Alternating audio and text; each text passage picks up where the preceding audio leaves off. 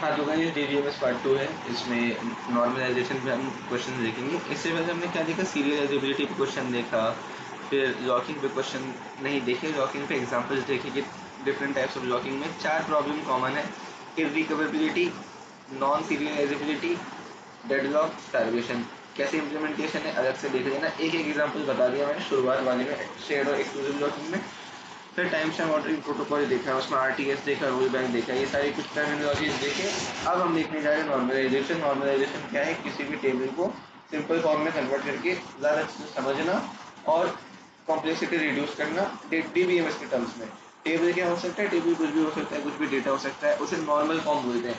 First normal form 1NF, second normal form 2NF, third normal form 3NF, boycott normal form, boycott CODD, BCNF fourth normal form. ऐसे कई तरीके के normal form होते हैं। Question में हमें ये चेक करना पड़ता है किस नॉर्मल फॉर्म में है या नहीं, ठीक है। और उसको चेक करने का भी एक तरीका होता है, बताऊंगा आगे। उसमें बस क्या चेक करना है, गिवन जो भी है वो नॉर्मल फॉर्म में, गिवन डेटा नॉर्मल फॉर्म में है या नहीं, और नॉर्मल फॉर्म में तो किस नॉर्मल फॉर्म में, और वो क्वेश्चन में स्पेसिफाई होता है। अगर तुम्हें थर्ड NF या फोर्थ NF या BCNF या कोई सा भी NF जो बहुत ज़्यादा बड़ा है वो चेक करना होता है, तो उसके लिए सबसे पहले तुम्हें फर्स्ट NF चेक करना पड़ता है, फिर 2NF चेक करना पड़ता है, फिर 3NF। तो क्वेश्चन 3NF या BCNF का आएगा। तो BCNF या 3NF अगर तुम्हें चेक करना बोल जाए तो तुम सबसे पहले ये चेक करोगे कि ये है या नहीं। अगर यहाँ पे फेल हो गया कि फर्स्ट NF में नहीं है, तो किसी भी आगे वाले नॉर्मल फॉर्म में नहीं हो सकता। फर्स्ट नॉर्मल फॉर्म में कोई भी चीज़ है तो वो सेकंड में है या नहीं वो चेक करना है, सेकंड में है या नहीं, उसके बाद अगर सेकंड में है तब थर्ड में चेक करना है या BCNF में चेक करना है। तो वो तरीका बताऊंगा मैं। इसमें फंक्शनल डिपेंडेंसी, ये सारे कुछ टर्म्स आते हैं। तो नॉर्मलाइजेशन में टिपिकल एग्जांपल एक क्वेश्चन है, ये क्वेश्चन है।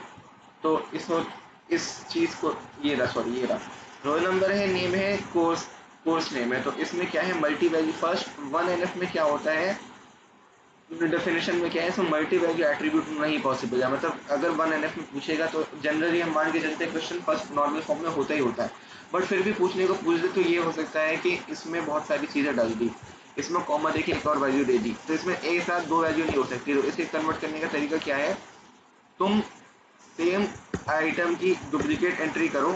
बस कोर्स जो है C और C++, तो ये दोनों दोबारा लिखो और C ऊपर लिख दो, C++ नीचे लिख दो, ठीक है। या सेकंड तरीका क्या है, तुमने कोर्स ID दो बार बना दो, course name, sorry course name था नहीं, गलत लिख दिया मैंने, CID नहीं होना चाहिए, C नेम होना चाहिए। C नेम का एक और कॉलम बना दो और वहाँ पे लिख दो। बट इसमें क्या होगा ना, किसी बंदा कोई अगर दो कोर्सेज में इनरोल्ड है, अगर एक कोर्स में इनरोल्ड है, तो इसमें बहुत ज़्यादा नल वैल्यूज आ जाएगी, और नल वैल्यूज को DBMS में हैंडल करने का पता ही नहीं हमें कैसे करना है, क्योंकि वो कुछ है ही नहीं। नल का मतलब कुछ नहीं, कुछ नहीं क्या होता है भाई, खाली भी नहीं हो सकता, डब्बा थोड़ी है इसको वो खाली है, ये है वो है, हवा है। तो इसीलिए नल अवॉइड करते हैं। तो इसका ये तरीका होता है फर्स्ट नॉर्मल फॉर्म में कन्वर्ट करने का, ठीक है। या तो तुम क्या कर सकते हो, उसे एक्सप्लेन करने के लिए प्राइमरी की क्या होती है, यूनिकली आइडेंटिफाई करे। जैसे आधार कार्ड नंबर जो है वो हमारा यूनिक आइडेंटिफायर है, इंडिया के सिटीजन को आइडेंटिफाई करता है वो। तो प्राइमरी की अब रोल नंबर तो हो नहीं सकती, क्योंकि रोल नंबर दो रो में आ रही है, और इसमें एक में एंट्री में C है, एक एंट्री में C++ है। तो रोल नंबर और कोर्स को अगर हम कंबाइन कर दे तो वो एक प्राइमरी की या यूनिक आइडेंटिफायर बन सकता है कि ये बंदा ये है वो है। तो ये प्राइमरी की ये हो गई, जो कि लेना देना नहीं है, इसमें ऐसे क्वेश्चन सॉल्व नहीं करते। इसमें क्वेश्चन सॉल्व क्या करते हैं, इसमें क्लोजर निकालते हैं। क्लोजर का मतलब क्या है, क्वेश्चन में दो चीजें गिवन होंगी, एक रिलेशन में डेटा आइटम्स गिवन होंगी, किसके आइटम के बीच में रिलेशन है। दूसरा फंक्शनल डिपेंडेंसी, FD का मतलब फंक्शनल डिपेंडेंसी, ये लॉन्ग फुल फॉर्म है इसका, ये गिवन होगा। इसके बेसिस पे हमें क्या करना है, स्टेप्स बता रहा हूँ मैं। सबसे पहले क्लोजर निकालना है, सेकंड स्टेप पे कैंडिडेट की निकालना है, थर्ड स्टेप पे नॉर्मल फॉर्म देख प्राइम नॉन प्राइम एट्रीब्यूट निकालना है, prime attribute non prime attribute. First में क्लोजर क्या है बाद में बताऊंगा। इस सेकंड स्टेप में कैंडिडेट कीज, थर्ड में prime non prime attribute, fourth में हम डिसाइड करते हैं कौन सा NF है, ठीक है। तो ये चार स्टेप सब में कॉमन है पूरे नॉर्मलाइजेशन के टॉपिक में। क्लोजर मेथड का मतलब क्या होता है, ये सारा रीड कर लेना, ये नहीं बता रहा मैं। तो प्राइमरी की क्या होती है, यूनिक आइडेंटिफायर होता है, तो उसे ना हम कैंडिडेट की भी कहते हैं। कैंडिडेट की बस एक नहीं होता, जैसे मान लो A और B अगर हमारी यूनिक आइडेंटिफायर है, A एक प्राइमरी की, B है एक प्राइमरी की, तो दोनों मतलब A और B का दो प्राइमरी की नहीं बोल सकते हम। A और B मिलकर अगर प्राइमरी की बन रही है तो A भी एक वो हो जाएगा हमारा क्या, कैंडिडेट की, और B भी एक कैंडिडेट की हो जाएगा। तो ये देना देना नहीं है, ये नहीं समझना हमें, क्वेश्चन ऐसा आएगा कि किससे एरो दिया हुआ होगा और उसके हिसाब से हमें क्लोजर्स निकालने हैं।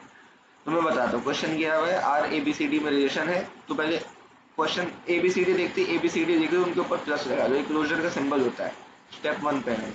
इक्वल टू देखे तो सबसे पहले ये कॉमन है, ये करना ही करना है। तुम फंक्शनल डिपेंडेंसी का भी मत देखना कितने सारे वेरिएबल्स हैं, यहाँ से देखना है। ए बी सी डी देख लिया, उसमें एक ऐसा सेट का ब्रैकेट बना दो, सब में जो जो एलिमेंट है, ए में ए, बी में बी, सी में सी, डी में डी।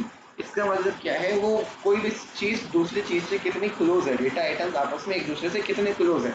तो ए जो होगा वो ए से तो क्लोज होगा ही, तो ये तो तरीका होता है। फिर हमें देखना है एरो कहाँ जा रहा है। ठीक है, तो ये हो गया, सारे लिख दिए, ए से ए बी सी डी लिख दिया हमने। अब ए से बी में जा रहा है तो हमने ए वाले में बी भी डाल दिया कि भाई ए बी से भी क्लोज है। अब बी से सी में जा रहा है और ए से बी में जा रहा है, तो मतलब ए से सी में भी गया। ऐसे नहीं बनाना, चेक करना है, तो बी के बाद सी भी लिख दिया। तो ए वाला ही डब्बा है, ये ए प्लस वाला ही है। ए में ए भी है, बी भी है, सी भी है, सी से डी में जा रहा है, तो सी से डी में चला गया। तो ए में ए बी सी डी सारे हैं, तो ए में ए बी सी डी सारे हैं, तो ए को ऐसे लिख दिया। बी में क्या है, बी से सी में जा रहा है, सी से डी में जा रहा है, डी से कहीं नहीं जा रहा, तो बी सी डी है। सी में क्या है, सी डी है, डी में सिर्फ डी है। अब हमें इन दोनों चारों में से क्या तो एक ही कोई ऐसा एलिमेंट हो, या तो किसी एलिमेंट का कॉम्बिनेशन हो जिसमें सारे ए बी सी डी आ जाए। तो ए में सारे ए बी सी डी उसी की इन इटसेल्फ अंदर आ रहे हैं, तो प्राइमरी की या कैंडिडेट की ए हो गया हमारा।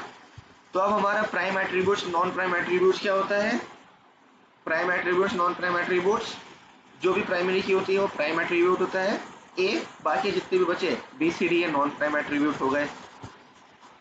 ठीक है, तो ए हो गया prime attribute, non prime attribute ये कैंडिडेट की। अब ये कॉम्बिनेशन भी आती है, कुछ क्वेश्चन में ए भी हो जाएगी कैंडिडेट की, तो ए कॉमा बी हो जाएगा प्राइम एट्रीब्यूट, तो बचे हुए सारे हो जाएंगे। तो खैर, उसके बाद सी डी डी सी, तो बस अब इनमें चेक करना है, 2NF हम चेक कर रहे हैं बेसिकली। तो इनमें चेक करना है क्या इन तीनों में से किसी का भी एरो नॉन प्राइमरी की में से, ये 2NF की कंडीशन है। अब ये 2NF चेक कर रहे हैं फोर्थ वाले पॉइंट पे, थर्ड स्टेप तो सब कॉमन है, कोई सा भी NF हो। फोर्थ स्टेप पे 2NF चेक करना है, तो उसकी क्या कंडीशन है, क्या बी सी डी में से इन चारों में तीनों में से कहीं से भी एक एरो इनमें ना चला जाना चाहिए इंडिविजुअली। बी सी में ए में चला जाए दिक्कत नहीं है, लेकिन इंडिविजुअली नहीं जाना चाहिए। शायद से इसमें भी दिक्कत है, कंफर्म करूंगा बाद में। खैर, तो एरो गया मतलब वो 2NF में नहीं है, और एरो नहीं गया मतलब 2NF में है। तो कैसे देखेंगे, यहाँ से देखेंगे, यहाँ पे नहीं जा रहा, ए पे दोबारा कोई नहीं आ रहा, तो नहीं 2NF नहीं है, सॉरी 2NF है, दिक्कत नहीं इसमें। Question 2 A B C D, A से बी, बी से सी, सी से डी, डी से ए। सेम क्वेश्चन है, डी से ए पे चला गया, सेम तरीके से निकलेगा। जस्ट प्राइमरी की क्या हो जाएगा, ए में ए बी सी डी सारे हैं, बी में बी सी डी सारे, सी में ए बी सी डी सारे, डी में, तो ये चारों एक साथ प्राइमरी की बनाएंगे। A B C D itself is a primary key, जिसके अंदर A comma B comma C comma D. तो हमें कैंडिडेट की लेफ्ट वाले से देख के बनानी होती है, राइट वाला उसके अंदर अंडरस्टूड होता है। तो राइट वाला देख के नहीं बनाना ए बी सी डी, नहीं, लेफ्ट वाले के कॉम्बिनेशन से। मान लो इसमें ए बी सी होता और इसमें सिर्फ और सिर्फ डी होता, तो ए और डी के कॉम्बिनेशन से राइट वाले इसमें सेट में ए बी सी ए से आ जा रहा है, बाकी डी से आ जा रहा है, तो ये दोनों मिलके कैंडिडेट की बनती। तो फिलहाल यहाँ पे ए बी सी डी सारे प्राइमरी की है और नॉन प्राइमरी की कुछ नहीं है, 5 है, और नॉन प्राइमरी की कुछ नहीं है। तो नॉन, इसमें से तो नॉन प्राइमरी की सिर्फ 5 है, तो इसमें जा नहीं सकते, तो ये बाय डिफॉल्ट 2NF में है। एक और question, A B C D E में है, ए बी सी डी ई लिख दिया, सब में इंडिविजुअल एलिमेंट हटा दिया, ए से बी में गया तो बी वाला ले लिया, बी से कहीं नहीं गया, बी सी से गया, भाड़ में जाए, तोड़ना नहीं है। लेफ्ट में कोई भी आइटम आए तोड़ना नहीं है, राइट में आए तोड़ सकते हैं, लेकिन अभी नहीं करना, तोड़ना वोड़ना कुछ नहीं, कुछ नहीं तोड़ना, एकदम नहीं तोड़ना, ना लेफ्ट में ना राइट में कंबाइन। बी से नहीं गया, सी से नहीं गया, लेना ही भूल जाओ, नहीं लिखा हुआ, भाड़ में जाए। मान लो नहीं है लिखा हुआ, ई से सी में गया, डी से ए में गया, तो ए से ए में गया, बी में गया, बी से बी में मान लिया, सी से सी में मान लिया, डी से डी में गया, सॉरी डी से ए से बी, तो डी ए बी, ई से किस में गया, सी में गया, तो ई कॉमा सी। अब ये नहीं लिखना, ये मैंने गलती में लिख दिया।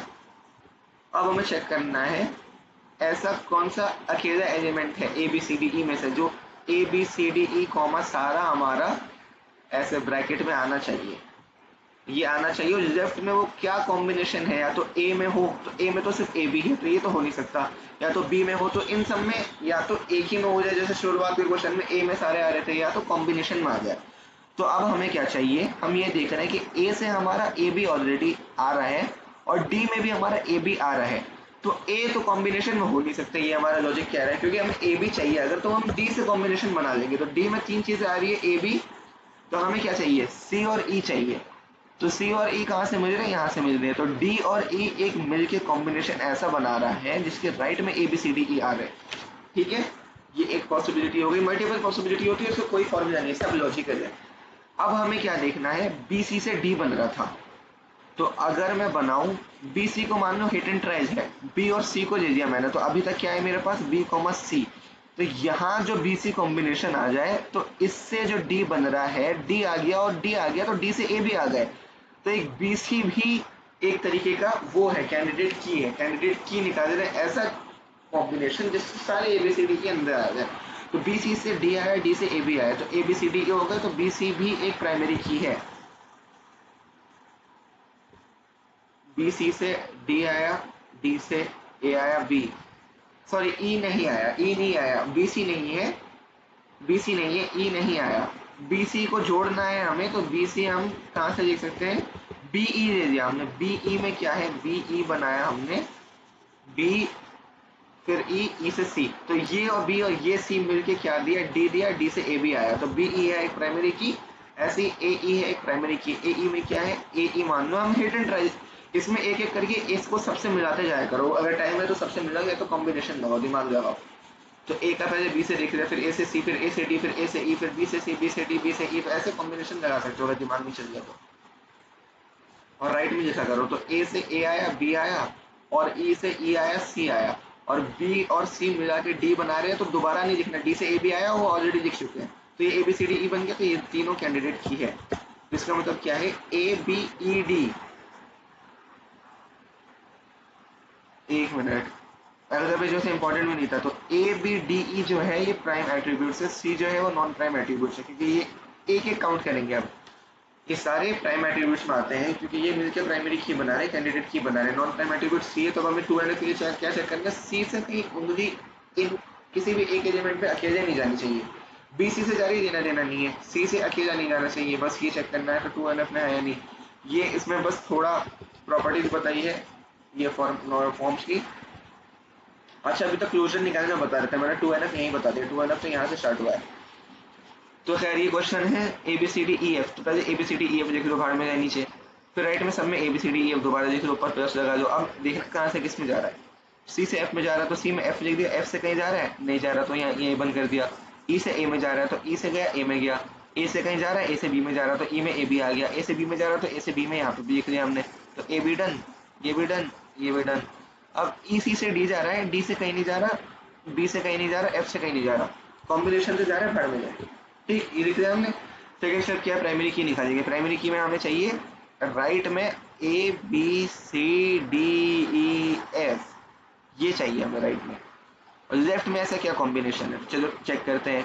हमें ए से ए बी मिल रहा है, ई से भी ए बी मिल रहा है, प्लस ई बी मिल रहा है, तो मेरे हिसाब से इन दोनों में तो ये तो चुनेंगे नहीं, ये चुनेंगे। अब ई के साथ तो कॉम्बिनेशन ई तो होना ही होना है, क्योंकि इस कॉम्बिनेशन में ई है। अब ऊपर मेरे दिमाग में क्या है, डी चाहिए मुझे, क्या हो गया, ए बी ई आ गया, ए बी ई। अब मुझे सी और डी चाहिए, सी और डी चाहिए कि, तो अगर मैं ई तो ले चुका हूँ, अगर मैं किसी तरीके से सी ले आऊँ तो डी तो ऑटोमेटिक आ जाएगा, तो मैंने सी ले लिया, और एफ चाहिए, एफ चाहिए। तो अभी तक मैंने क्या लिया है, कॉम्बिनेशन देख रहा हूँ मैं कि राइट में A B C D E F, A B दोबारा सी डी ई एफ, ये किस कॉम्बिनेशन से आर एच एस में मुझे ये मिल जाए। तो मुझे A B C D E F के लिए मैं देख रहा हूँ, ई में ई भी है, ए भी है, बी भी है, तो ये तो बेकार चीज़ है, ए और बी अकेले तो देना ही नहीं है, क्योंकि इसमें सिर्फ एक एक और दो का ही कॉम्बिनेशन बनाना है, ये नहीं कि ए बी सी डी 4 बना दिया, नहीं, दो का ही कॉम्बिनेशन बनाना है, 2 एलिमेंट्स का बस। तो ई से मुझे इन दोनों को लेने की जरूरत नहीं है, तो मेरा बाई डिफॉल्ट 100% ई तो होगा ही होगा। तो अब ई को एक एक करके सी के साथ मिला के देख लेंगे, ई सी कैसा पेयर है, ई डी कैसा पेयर है, ई एफ कैसा पेयर है। तो अब मेरा कॉमन लॉजिक क्या है, सी से सी भी मिल रहा है, एफ भी मिल रहा है, ठीक है, तो एफ तो लूंगा नहीं मैं, ए लूंगा नहीं, बी लूंगा नहीं, ई ले लिया मैंने, तो ये मिल रहा है। अब ई सी हो सकता है या तो ए डी हो सकता है, तो अब डी में से सिर्फ डी मिल रहा है, बट सी में से सी और एफ दोनों मिल रहे हैं, तो सी तो होगा ही होगा। ई सी लिख के देखते हैं, ई सी में क्या है, ई में क्या है, ई A B, E A B हो गया, सी में क्या है, सी और एफ। तो मुझे बस और बस डी चाहिए, बट मैं थर्ड ला नहीं सकता। तो क्या क्वेश्चन में ऐसा कोई लॉजिक गिवन है कि किसी दो एलिमेंट के कॉम्बिनेशन से डी मिल रहा है? यस, ई और सी के कॉम्बिनेशन से, इस ई और इस सी के कॉम्बिनेशन से मिल जाएगा यहाँ पर डी। तो सिर्फ ई सी ही एक प्राइमरी की है जिसके कॉम्बिनेशन से मुझे मिल गया है सब कुछ। समझ आया? तो ये नॉन प्राइम एट्रीब्यूट्स क्या हो गया, ई सी हो गया, तो बच्चे में नॉन प्राइम हो गए। ई सी सी ई सेम बात है, कहाँ गया? हाँ, तो प्राइम एट्रीब्यूट ई सी, बचे हुए non prime attribute A B D F से ई एस ई पे एरो नहीं जाना चाहिए। तो ए बी डी एफ से ई एस सी पे आपस में एरो चला जाए, ए से ई, ए से सी, तो राइट में ई एस सी देखना है हमें। तो राइट में कहीं भी ई एस सी नहीं है, तो ये 2NF में है, बिल्कुल है, क्योंकि राइट में ई एस सी नहीं है। तो खैर ऐसे ही डब्ल्यू एक्स वाई जेड में अब इन दोनों से इस पे जा रहा है, भाड़ में जाए, जीना ही नहीं है। वाई से वी में जा रहा है, इन दोनों से इस पे जा रहा है, भाड़ में जाए, जीना नहीं है। तो हमारा क्या है, V W X Y Z. तो हमने फर्स्ट अप्रोच क्या है, sorry, V W X Y Z right में लिख लो, दो बार लिख लो, एक वाई टू के एक जगह, एक वाई टू के राइट में, V W X Y Z अकेले अकेले लिख दिया, यहाँ पे प्लस लगाना है। ठीक है, तो सबसे पहली अप्रोच तो यहाँ बंद करके लिखना है, बाद में कॉम्बिनेशन चेक करना है। अब सिर्फ अकेला ये है, तो वाई से वी में जा रहा है, यहाँ है, तो वी से, तो वी में सिर्फ वाई से वाई और वी आ रहे हैं, बाकी सबसे वही एलिमेंट आ रहा है। यहाँ तक तो समझ आ रहा होगा। अब हमें इनका एक ऐसा कॉम्बिनेशन चाहिए जिससे सारे आ जाए, सारे क्या आ जाए राइट में, V W X Y Z, तो ये चाहिए हमें। तो मैं सबसे पहले देखूंगा कि y तो होगा ही होगा, क्योंकि y से y भी आ रहा है, v भी आ रहा है, तो v की जरूरत खत्म मुझे। अब मैं देखूंगा कि मुझे y और v आ गए हमारे, अगर मान लो इसमें y आ गया, v आ गया, तो w x और z चाहिए। तो y से मैं ऐसा क्या कंबाइन करूं, क्या ऐसा कोई लॉजिक है y से जुड़ा हुआ? एक मिनट, कहाँ गया, y से y भी आ गया, v भी आ गया, तो y से y भी आ गया है, v भी आ गया है। तो मैं क्या y के साथ एक ऐसा कोई एलिमेंट जोड़ दूं, y कॉमा v, जिससे मुझे बाकी सब मिल जाए? क्योंकि v तो जोड़ूंगा नहीं मैं, क्योंकि v मेरा ऑलरेडी आ गया है। तो w और x और z में से मैं ऐसा क्या जोड़ूं जो मेरा राइट RHS में तीन एलिमेंट्स आ जाए, y और v आ गया है, v आ गया, w x और z आ जाए। तो मुझे राइट में w x और z चाहिए।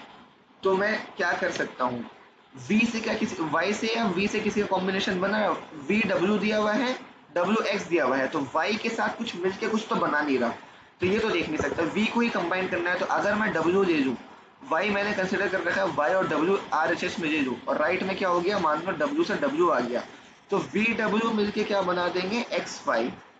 तो वी डब्ल्यू मिलके एक्स वाई बना देंगे, तो ये एक प्राइमरी की है। वाई और डब्ल्यू को मैं अगर, वाई तो फिक्स है क्योंकि वाई से वाई भी आ गया, वी भी आ गया, आरएचएस में ले लिया अभी फिलहाल।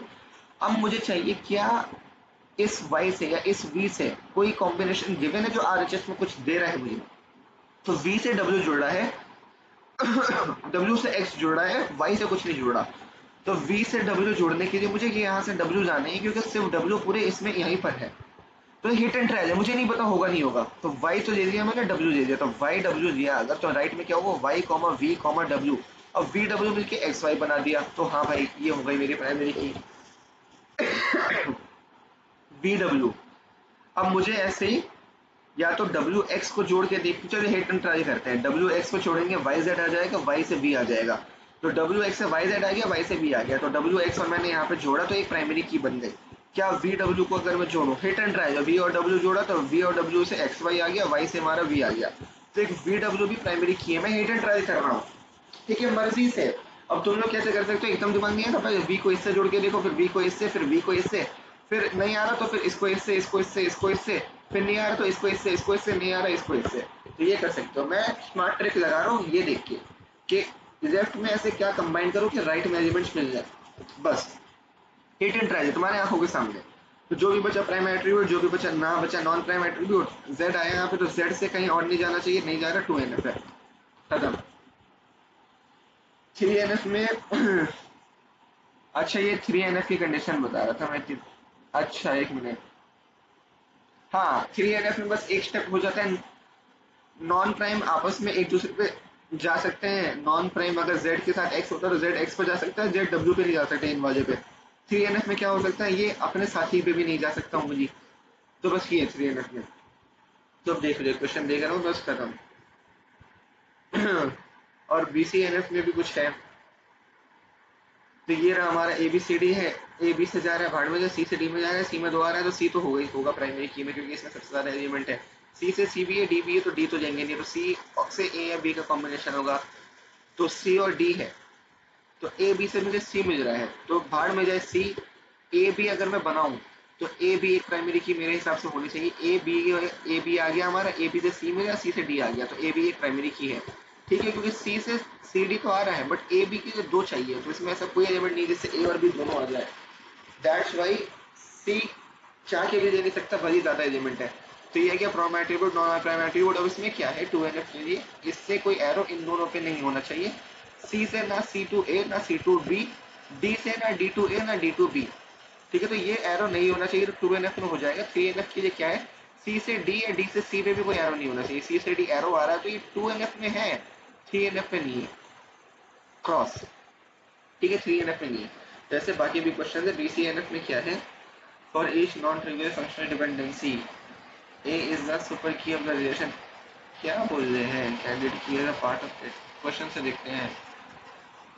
यहाँ पे RHS को हम डिकम्पोज पॉसिबल है,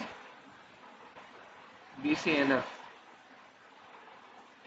क्या समझ नहीं आया, एक मिनट देख के बता रहा हूँ मैं। इसमें ये है, ठीक है, बॉयकॉट नॉर्मल फॉर्म में रिलेशन, और रिलेशन 3NF में होना चाहिए BCNF निकालने के लिए। A से B, it means that A is the super key of the relation.